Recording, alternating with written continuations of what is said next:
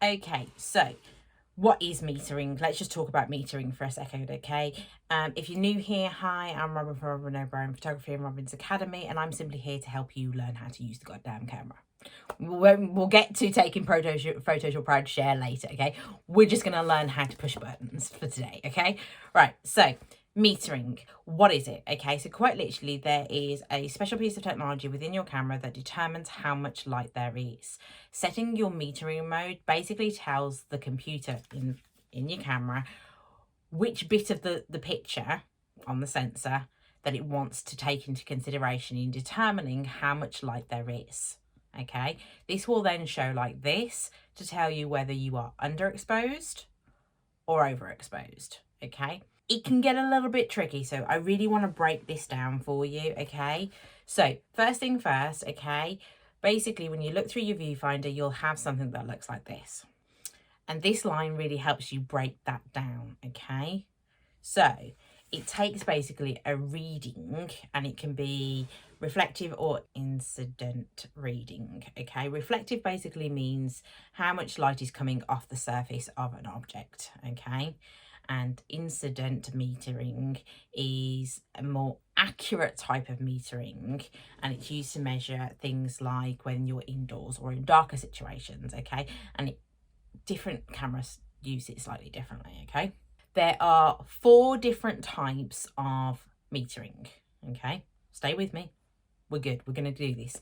You have matrix, basically, which basically says it's going to take the entire image and it's going to determine where all the light is based on the whole image. Now, most cameras are set to this by default, okay, which is fine because 9 times out of 10 we care about being able to see the whole picture, which is really, really important. So good, don't touch it. Okay, however, there are moments when we'll be more interested in other things. So the second one is centered weight. So quite literally it will take the middle center section of the photo, and that's where it'll concentrate. So if you've got a mad highlight over here in the sky, it'll be like, yeah, that's fine, we don't care.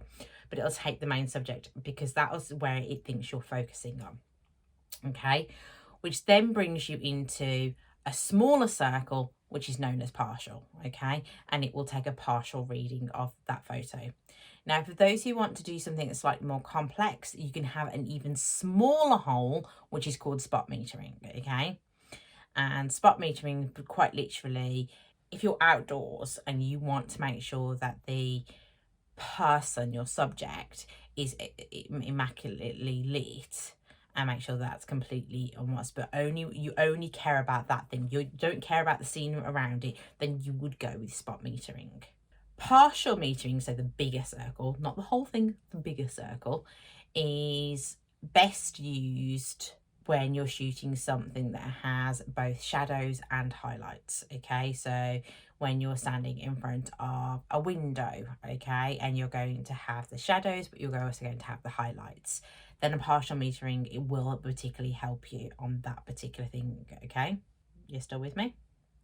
The biggest reasons why you'd want to use the matrix and use the whole picture is if you're doing something like landscape, okay, landscape photography, something where you want literally the whole picture, then you're going to need to take it into consideration. But there needs to be a good contrast between the light and the dark in order for it to be actually accurately do those things. Now, the problem with all of this thing is quite literally the metering isn't always 100%. It is just a computer. It does try and work these things out. So you have to start learning how to work with your metering in order to determine whether it's actually telling you whether it's exposed correctly, okay, so that you can start manipulating those things.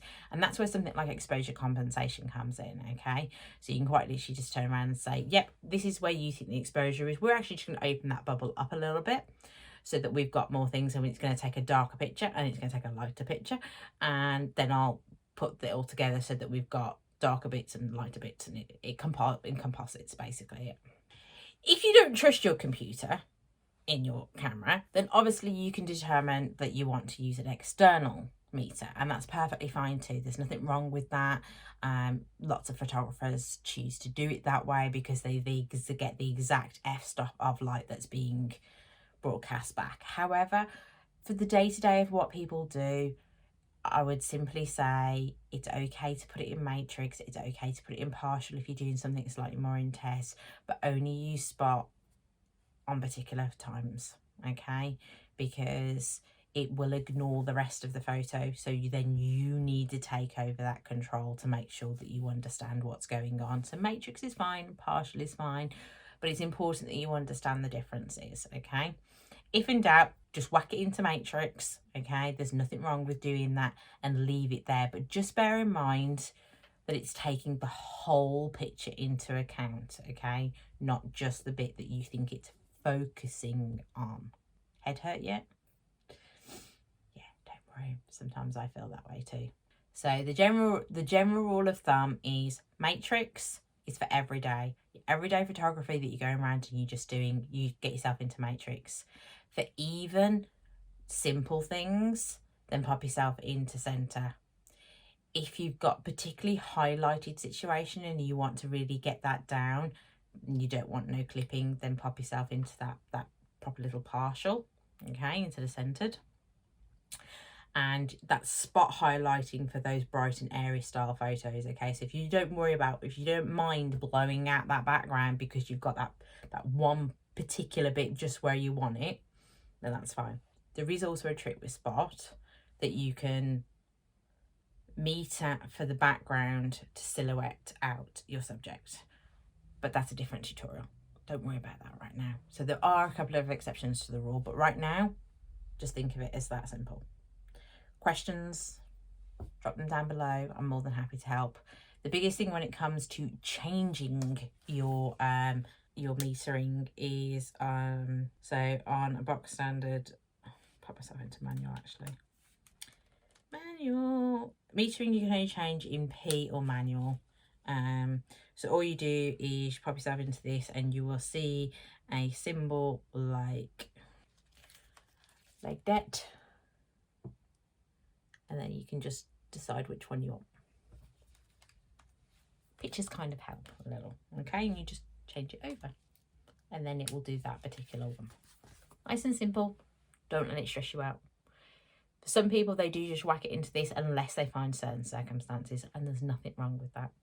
Everyday photos, everyday matrix. Okay?